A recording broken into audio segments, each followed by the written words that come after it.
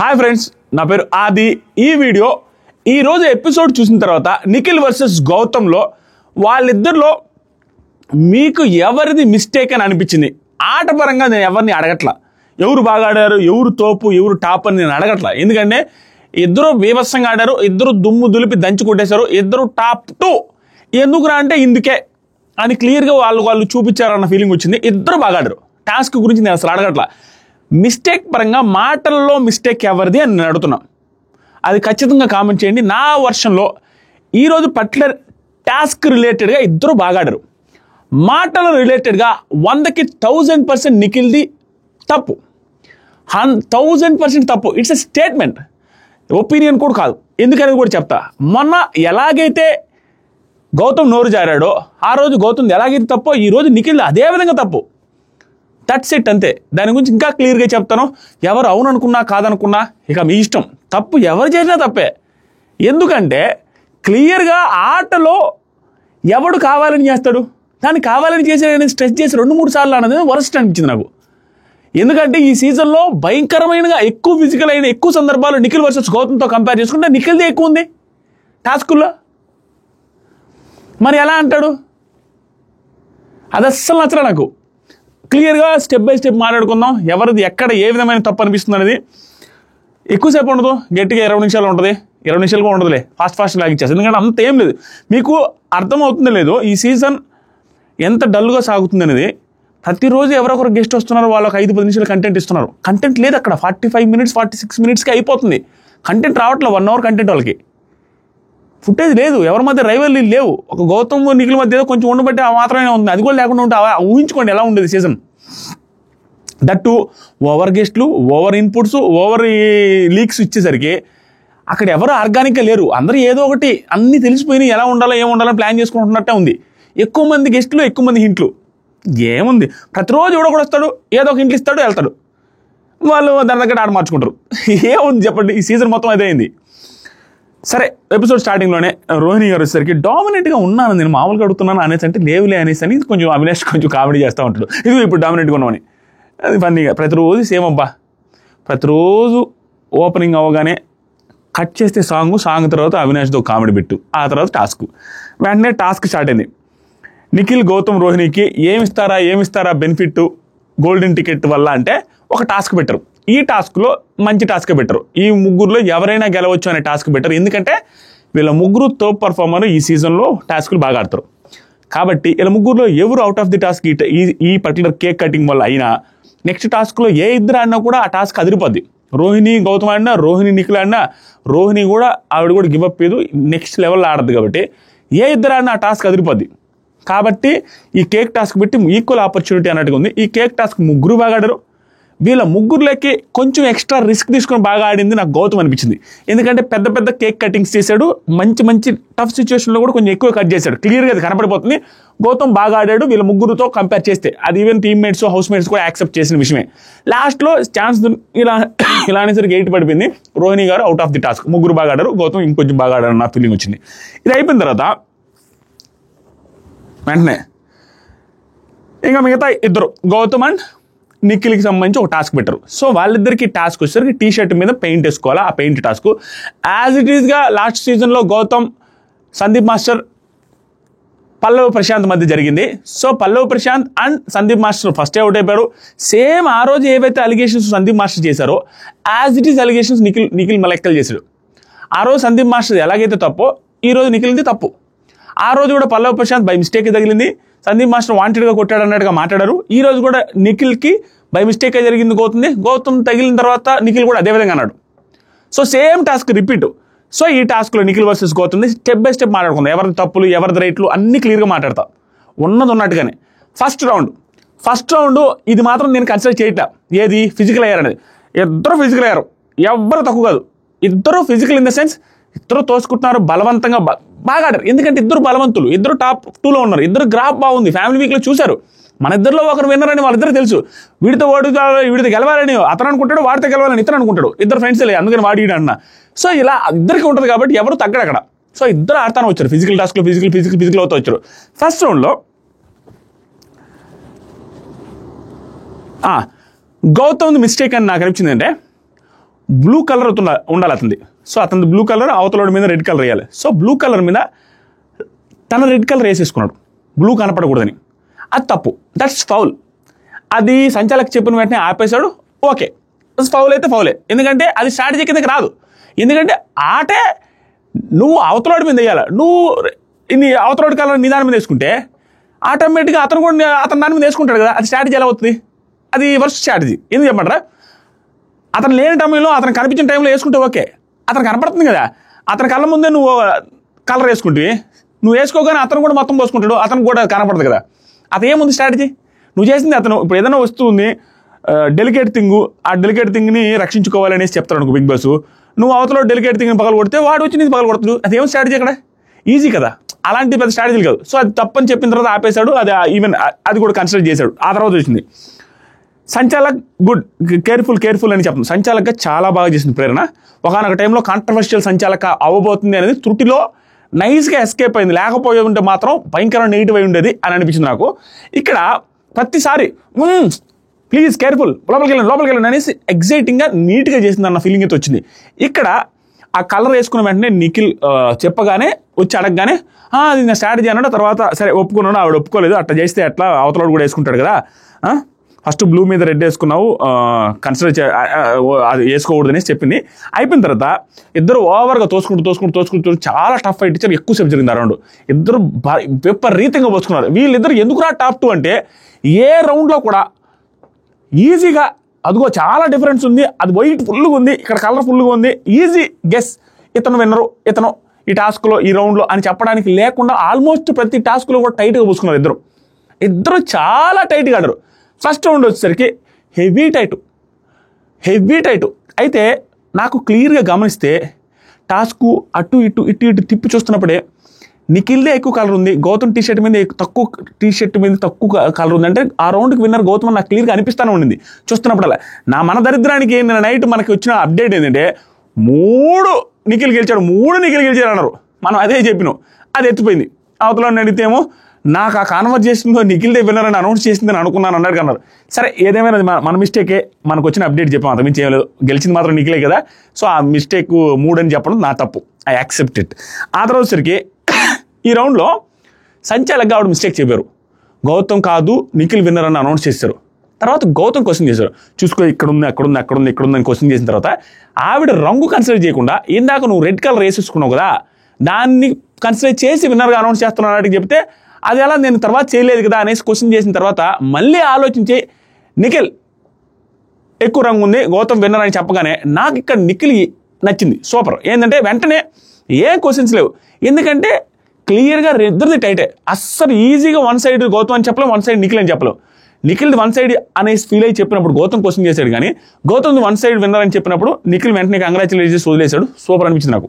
ఆ తర్వాత సరికి గౌతమ్ విన్నర్ క్లియర్, అది టైట్గా ఉన్నప్పటికీ తేడా కనపడుతుంది. ఆ తర్వాత సరికి ప్రేరణ ఒకనొక టైంలో టైం అనేసి కూడా అడుగుతాడు గౌతమ్, ఎందుకంటే ఎంత టైట్గా ఉంది కదా, వన్ సైడ్ చెప్పడానికి కూడా లేదు. నేను ఇందాక ఏదైతే చెప్పాను వన్ సైడ్ చెప్పడానికి ఛాన్స్ లేదు అక్కడ. అలాంటిది టై ఇవ్వచ్చు కదా అనేసి ఒక ఐడియా ఇచ్చాడు. టై అని చెప్తే బిగ్ బాస్ ఒప్పుకోడు, ఎందుకంటే గొడవలు రావాలి కదా. టై ఒప్పుకోనంటే గౌతమ్ అనౌన్స్ చేసింది, గౌతమ్ విన్నర్ అని నిఖిల్ కంగ్రాచులేట్ చేసి చెప్పాడు. తర్వాత సరికి సెకండ్ రౌండ్ దానికంటే అగ్రెసివ్గా ఆడారు. సెకండ్ రౌండ్ బాగా అగ్రెసివ్గా ఆడారు.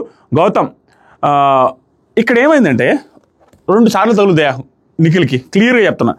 ఇలా అన్నప్పుడు ఇక్కడ తగలద్ది, రెండోసారి చెంప మీద తగులుద్ది, క్లియర్గా ఇలా వస్తున్నప్పుడు ఇలా పుయ్యి ఇటు తగలద్ది, క్లియర్గా కనపడద్ది. బై మిస్టేక్ గౌతమ్ హ్యాండ్ నిఖిల్కి తగిలింది.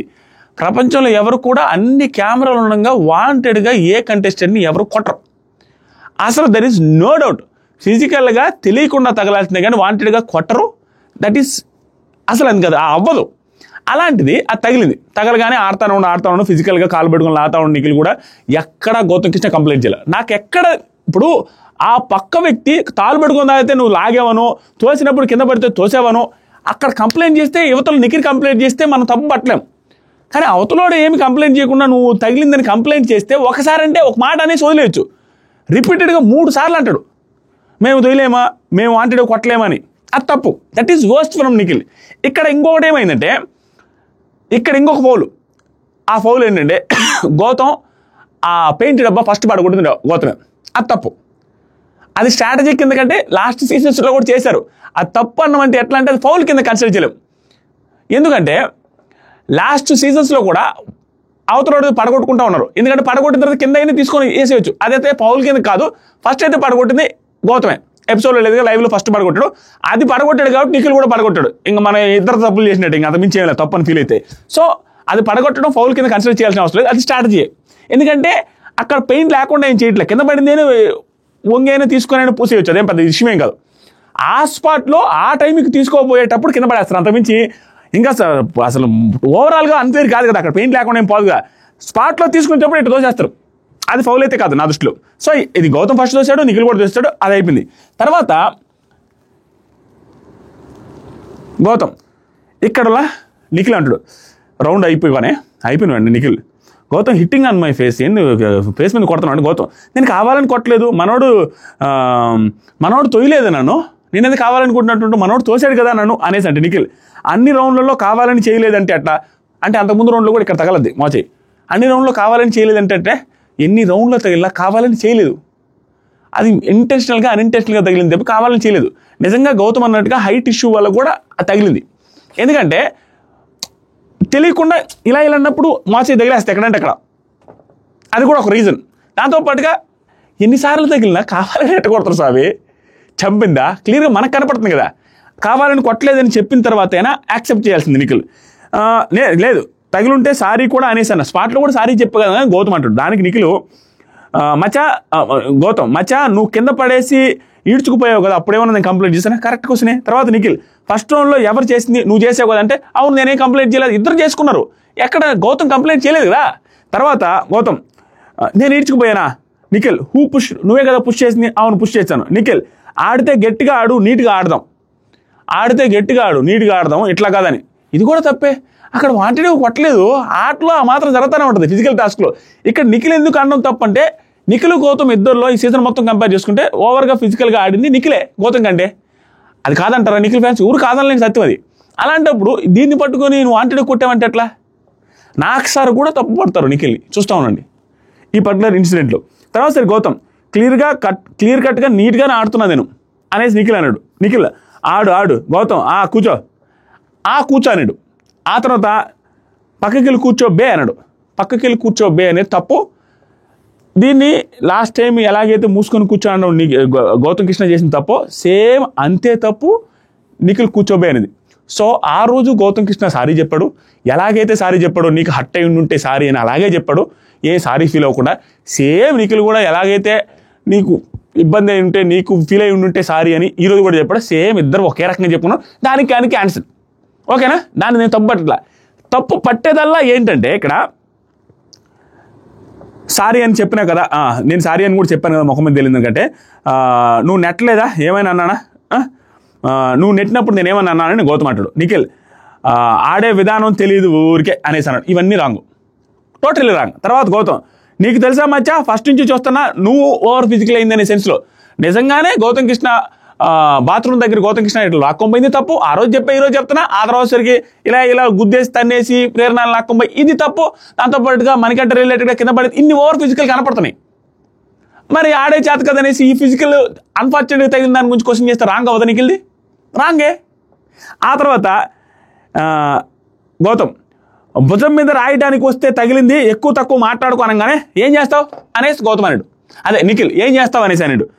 గౌతమ్ బే ఎందుకన్నా వస్తలా అనేసి మళ్ళీ స్టార్ట్ చేస్తే నిఖిల్ నువ్వేంటి మళ్ళీ కొడుతున్నావు మళ్ళీ తెలియకుండా అంటున్నావు, ప్రతిసారి కొట్టేసి తెలియకుండా అంటే ఎట్లా? గౌతమ్ ముఖం మీద గేమ్లో కావాలని ఎవరైనా కొడతారా? సేమ్ క్వశ్చన్ అది. ఇన్ని కెమెరాల మధ్య ఉండి కొడతారా? తర్వాత నిఖిల్ ఎవరికి తెలుసు నువ్వు కొట్టినా కొడతావు. ఇది వరస్ట్ స్టేట్మెంట్ ఫ్రమ్ నిఖిల్. ఎందుకంటే అరే నువ్వు కావాలని కొట్టినా కొడతావు అంటే నాకు అర్థం కాలా. ఎందుకు కొడతారు స్వామి కావాలని? అతను తోసినప్పుడు కింద పడ్డాడు, నువ్వు కావాలని తోసావంటే ఎట్లా? ఇతను పెయింట్ వేస్తున్నప్పుడు చెయ్యి ఇట్టు పట్టుకునేసి ఇట్టు అంటాడు, కావాలని నువ్వు చెయ్యి ఒత్తేసావంటే ఎట్లా? అది ఎలా కుదురుతుంది అంటున్నా. ఏ చేసినా ఆట కోసం చేస్తాడు. కావాలని అంటే ప్రతిదాన్ని కావాలని ఇది పూసేటప్పుడు గోళ్ళు గుచ్చుకుని నేను కావాలని గుచ్చేసామంటే ఎట్లా? ఆటలో 100% జరగద్ది. నీకు తగిలింది 2 సార్లు నిజం, దాన్ని స్ట్రెస్ చేసి ఇన్నిసార్లు లాక్కూడదు. తగిలింది గౌతమ్ అంతే. చూసేవాళ్ళు జనాలు చూస్తారు ఇన్నిసార్లా. కావాలని కొట్టినా కొడతాం అనేది వరస్ట్ స్టేట్మెంట్. నాకు సార్ కూడా క్వశ్చన్ చేస్తారు చూడండి, తప్పు. తర్వాత సరికి ప్రేరణ మధ్యలో దూరి ఇద్దరికి చెప్తా ఉంటే గౌతమ్ని కంట్రోల్ చేయడానికి ఏమో అనే ఉద్దేశంతో నా పర్సనాలిటీ మీదకి వచ్చింది, గేమ్ గురించి కాదని పెద్దగా అరిచాడు. నీ గురించి చెప్పట్లా, ఇద్దరు బాగానే ఆడుతున్నారు, ఎందుకు ఈ గోల, బాగానే ఆడుకొని చూసుకొని ఆడండి ఈ రౌండ్ నుంచి అనేసి చెప్పినానిది చెప్పేసింది. చెప్పిన తర్వాత ఇద్దరు కలిసి తర్వాత గట్టిగా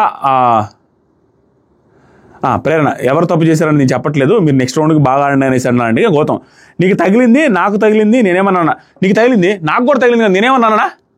నిఖిల్ గౌతమ్ రూల్స్ పెట్టాక కూడా పడేసావు, అదే ఆ పెయింట్ దాన్ని పడేసావు, నువ్వు పడేసావు, నేను కూడా పడేసారనేసి ఇద్దరిది తప్పే. అదే ఇద్దరిది తప్పేం లేదు, అది స్ట్రాటజికల్గానే వస్తుంది. అది స్ట్రాటజీ అంటే ఏంటంటే ఆ పెయింట్ ఆన్ ది స్పాట్లో తీసుకుంటున్నారు అన్నప్పుడు అన్ఇంటెన్షనల్గా తోసేస్తారు, అది తోసేసిన కూడా కింద ఉంటుంది, మళ్ళీ కూడా బిగ్ బాస్ పంపిస్తే దానివల్ల పోయేదేం లేదు. నెక్స్ట్ సరికి గౌతమ్ ప్రేరణ గేమే ఆ పెయింట్ రా పడేశాను అంటే తర్వాత ఆపేశాను కదా, అది రూల్లో లేదు కదా అనేసి అంటే గేమే ఆ పెయింట్ అంటే మొత్తం నేనే తప్పు చేశానా, ఇక్కడ అతను తప్పేం లేదా అనేసి గౌతమ్ అంటాడు. ఇది నచ్చల గౌతమ్ పాయింట్ అంతా బాగానే మాట్లాడుతాడు. ఒకనొక టైంలో వీళ్ళందరూ కలిసి నాదే తప్పు అంటున్నారు అనేటట్టు పోర్ట్రే చేయాలని చూస్తాడు. That is blunder from Gautam, first నుంచి జరుగుతున్నది. మిగతాదంతా సూపర్. అలా మీనింగ్తో అనట్లా, ఆ మీనింగ్తో అంటున్నారు అన్నట్టుగా మాట్లాడతాడు. నాదే తప్పని అతను ఆవిడ అలా నీదే తప్పుంది అంటుంది, పెయింట్ వేసింది నువ్వు ఫస్ట్ కదని. నా దృష్టిలో తప్పేం కదా అది. తర్వాత సరికి తప్పే, అది ఫౌల్ అయితే కాదంటున్నా, అది బిగ్ బాస్ మళ్ళీ పంపిస్తాడు, తెలియకుండా అన్ఇంటెన్షనల్గా జరిగిపోద్ది, అవతల పెయింట్ తీసుకున్నప్పుడు తోసేస్తాం. తర్వాత సరికి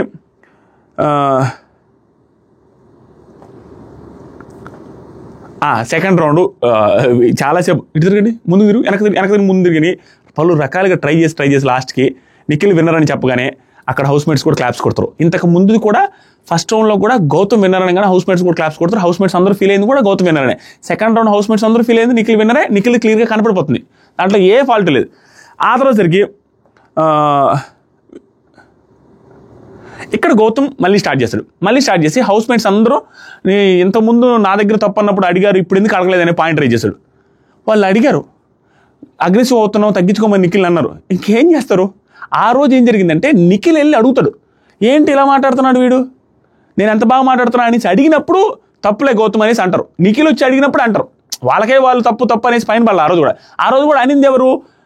ఆ అమ్మాయి రిలేటెడ్ వాడుకున్నాం అనే సెన్స్ వచ్చినప్పుడు విష్ణుప్రియ స్టాండ్ తీసుకొని మాట్లాడింది, కానీ వాడు మూసుకొని కూర్చోన్న దానికి ఎవరు స్టాండ్ తీసుకోవాలా. బాగా గౌతమ్ క్లోజ్గా ఉండే రోహిణి గారే మాట్లాడారు, దట్టు నిఖిల్ వెళ్ళి అడిగిన తర్వాతే. ఇక్కడ గౌతమ్ వెళ్ళి అడిగిన తర్వాత వాళ్ళు కూడా తప్పనే అంటున్నారు, అక్కడ ఏమో అనట్లా, తప్పనే అంటున్నారు. నబిల్ తప్పనే అన్నాడు, రోహిణి తప్పనే అన్నది, అవినాష్ తప్పనే అన్నాడు, బే అనే దాన్ని. విష్ణుప్రియ కూడా ఓవర్ అగ్రెసివ్ అవుతాను తగ్గించుకొని కూడా అనింది, తప్పే. మీరు ఎవరు నాకు స్టాండ్ తీసుకోవట్లేదు, నేను ఒక్కనే ఉన్నా అనేటట్టుగా మాట్లాడుతుండు. అది నచ్చట్లా నాకు, మిగతాదంతా బాగానే ఉంది, ఎందుకు ఇట్లా అంటున్నా. తర్వాత సరికి అక్కడ అంత సీన్ ఏం లేదు, వాళ్ళు స్టాండ్ తీసుకుంటానే ఉన్నారు, తప్పనే చెప్తున్నారు, ఇంకా అంతకుమించి ఏం చేస్తారు. ఆ రోజు గౌతానికి చెప్పింది కూడా నిఖిల్, రోహిణి అవినాష్ వాళ్ళే చెప్పింది, అది నిఖిల్ అడిగిన తర్వాత చెప్పాడు. ఇప్పుడు గౌతమ్ అడిగిన తర్వాత చెప్తున్నారుగా, దానికి విష్ణుప్రియ బాగానే మాట్లాడింది. నేను అసలు ఆ రోజు చెప్పిందే వేరే, ఈ రోజు అనేది వేరే. ఆ రోజు నేను చెప్పింది అమ్మాయిని వాడుకున్నామనే దాని మీద స్టాండ్ తీసుకున్నా అని పెద్దగా మాట్లాడింది. నాకు విష్ణుప్రియ ఈ వీక్ అంతా నచ్చింది ఏంటంటే సిచ్యువేషన్ వచ్చినప్పుడు మాట్లాడుతుంది, అంతకుముందు వారాల్లో ఇది లేదు. సిచ్యువేషన్ వచ్చినప్పుడు మాట్లాడుతుంది, స్ట్రాటజికల్గా తెలివిగా డెసిషన్స్ తీసుకుంటుంది, ఎక్కడ ఏం చేయాలో అవన్నీ నైస్గా చేస్తుంది, సూపర్ అనిపిస్తుంది. విష్ణుప్రియ చాలా న్యాక్గా ఆడుతుంది. ఇది అంత ముందంతా ఏమైంది అనేది అర్థం కాల. ఆ తర్వాత సరికి ఇక్కడ మళ్ళీ నిఖిల్ ఇంకోటి నచ్చల. గౌతమ్ ఏమంటున్నట్టే, నిఖిల్ వచ్చి అప్పుడే ఇది గౌతమ్ మాట్లాడుతున్నప్పుడే నన్ను ఇప్పుడు క్వశ్చన్ చేశారు, విష్ణు కూడా నన్ను కూడా క్వశ్చన్ చేశారు, నన్ను అడగకుండా ఏం లేరు వాళ్ళంటే, విష్ణు నేను కంట్రోల్ చేసుకోమని కూడా అన్నాను కదా. తర్వాత ప్రేరణ, నువ్వు మిస్టేక్ చేస్తే చెప్తాము, తను మిస్టేక్ చేస్తే చెప్పమన్నట్టుగా పోర్ట్రే చేయాలని చూడొద్దు, ఎవరు చేసినా చెప్తాం అన్నట్టుగా ప్రేరణ గారు అన్నారు. నబిల్ మూసుకొని కూర్చోబే అనేది మీ ఇద్దరు పర్సనల్, కానీ అమ్మాయిని వాడుకున్నాం అనే పాయింట్ మీదే తప్పని చెప్పాను, మిగతా అంతా మా ఇదే నేను నా పాయింట్ అయితే చెప్తున్నానని చెప్పాడు. గౌతమ్ అలా బే అన్నాకు కోపంలో అన్న అనుకో, ఇది బాగుంది. బే అన్నాకు కోపంలో అన్న అన్నట్టుగా చెప్పినట్టు ఓకే, తర్వాత ఏం చేస్తావు, ఏం చేసుకుంటావో చేసుకోపో అనేసి అన్నాడు. ఇది వరస్ట్ ఫ్రమ్ నిఖిల్. ఆ తర్వాత దీ మధ్యలో రోహిణితో నిఖిల్ మాట్లాడాడు, ఏమంటాడంటే తెలియకుండా కొట్టడం అంటే ఫస్ట్ నుంచి నేను చేయొచ్చు కదని. ఇది కూడా వరస్ట్. రిపీటెడ్గా తెలియకుండా కొట్టడం అంటే నేను కూడా కొడతా కదా అంటాడు. మొన్న కూడా అన్నాడుగా, నాకు కొట్టాలనిపించింది గౌతమ్ని. ఆ రోజు ఏంది అన్ని మాట్లాడినందుకు కొట్టాలనిపించింది అన్నాడు. దాంట్లో నేను ఆ రోజు తప్పట్ల, ఈరోజు అనిపిస్తుంది ఇదే తెలియకుండా కొట్టిన అన్నా కూడా మేము కూడా కొట్టలేము ఫస్ట్ నుంచి అంటాడు. ఎంతసేపటికి అదే పాట. తర్వాత సరికి గౌతమ్ అంటాడు అందరూ దాన్ని వాడుకున్నాం అనేది దాన్ని డబుల్ మీనింగ్ లెక్క తీసుకున్నానంటే సింగిల్ మీనింగ్ అయినా డబుల్ మీనింగ్ అయినా తప్పే. అది నిజంగా తప్పే. ఎందుకంటే గౌతమ్ మాట్లాడకూడదు. అది అక్కడ స్విమ్మింగ్ పూల్ దగ్గర ఆ రిలేటెడ్గా యష్మి రిలేటెడ్గా మాటలు బట్టి నువ్వేం ఫీల్ అవ్వద్దు అనేసి ఓదార్చిన అతనే తీసుకొచ్చి మాట్లాడి చూసావా, దట్ ఈస్ బ్లండర్. అది ఎన్నిసార్లు మాట్లాడినా తప్పే. తర్వాత సరికి గౌతమ్ ఇదంతా అయిపోయింది. నెక్స్ట్ అవినాష్ కూడా, నబీలు అవినాష్ కూడా నిఖిల్ చేసిన తప్పే, బేయడం తప్పే. అది ఎవడు కాదలేడు, నిఖిలే తప్పని ఫీల్ అయ్యి సారీ కూడా చెప్పాడు. సేమ్ గౌతమ్ ఎలా చెప్పాడు అలాగే నువ్వు ఫీల్ అయి ఉంటే సారీ అయిపోయింది చెప్పాడు. ఈసారి చెప్పింది అంతా ఓకే, నువ్వు కావాలనే కొట్టావు అన్న సెన్స్లో, కొడతామనే సెన్స్లో అన్నది మాత్రం ఇర్రీప్లేసబుల్. అది వర్స్ట్ థింగ్ ఫ్రమ్ నిఖిల్ ఈరోజు ఎపిసోడ్లో. ఆట 3వ రౌండ్ జరిగింది. 3వ రౌండ్లో కూడా ఇద్దరు తాట తీసి వదిలేశారు. 2 గుడ్, బజర్ కొట్టేశాడు, నిఖిల్ గెలిచేశాడు. నిఖిల్కి ఓటప్పులు వచ్చింది. ఇక్కడ ఒకటి మాత్రం గుర్తుపెట్టుకోవాలి, ఈ టాస్క్కి బిగ్ బాస్ సపోర్ట్ లేకపోతే కుదరదు. అది గౌతమ్ గెలిచినా నిఖిల్ గెలిచినా వాళ్ళు బజర్ కొట్టినే వాళ్ళకి అర్థమైపోద్ది ఎవరిది టాప్లో ఉంది టీషర్ట్లని. వాళ్ళు ఎప్పుడు బజర్ కొట్టినా బిగ్ బాస్ వాళ్ళు సపోర్ట్ చేసినట్టు కనపడుతుంది మనకి క్లియర్గా. గౌతమ్ ఫస్ట్ ఉన్నప్పుడైనా కొట్టేశారంటే ఇదిగో వాళ్ళకి తెలుసు కదా ఎవరు ఫస్ట్ ఉంది బజర్ కొట్టేట ముందు. సో వాళ్ళకి అర్థమైపోద్ది. ఇంకొంచెం టైం ఇస్తే గౌతమ్ పూసాడేమో. అంటే ఇప్పుడు గౌతమ్ సపోర్ట్ చేయలేదు, నిఖిల్ సపోర్ట్ చేసిన అంటలా. ఇలాంటి టాస్కే బజర్ కొట్టినప్పుడు క్లియర్గా అదిగో నిఖిల్ ఉన్నప్పుడు కొట్టేశారు వాళ్ళు, గౌతమ్ ఉన్నప్పుడు కొట్టేశారు అన్న ఫీలింగ్ వస్తుంది. ఎందుకంటే వాళ్ళ చేతిలో ఉంది కాబట్టి అది. సో ఓవరాల్గా నిఖిల్ది తక్కువ ఉంది, బజర్ కొట్టేశారు, అయిపోయింది, క్లియర్ విన్నర్ అయిపోయింది.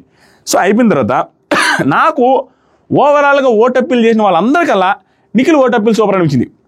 నబీల్ది బాగా అనిపించింది, ఆల్మోస్ట్ ఈక్వల్ కంటే కొంచెం ఎక్కువ అని కూడా అనిపించింది. ఎందుకంటే క్లియర్గా నేను మీ ఇంటి వాడిని మీ వాడిని అని స్ట్రెస్ చేసి చాలా బాగా నీట్గా ఓటప్పీల్ చేశారన్న ఫీలింగ్ వస్తుంది. మీకు అనిపించింది లేదు కామెంట్ చేయండి. ఓవరాల్గా అందరికంటే ఓటప్పీల్ నాకు నిఖిల్ బాగా అనిపించింది. ఏమేం చేశారంటే నేను అదే ఆ టాస్క్ గురించి ఇంకో మాట, ఇద్దరు తాట తీసి వదిలేస్తారు, వాళ్ళు ఎక్కువ వీళ్ళు ఎక్కువ అనే తక్కువే లేదు. ఎందుకంటే ఆల్మోస్ట్ టైట్గా జరిగింది. 2 గుడ్, టాప్ 2 పర్ఫార్మెన్స్ నుంచి టాప్ 2 నుంచి.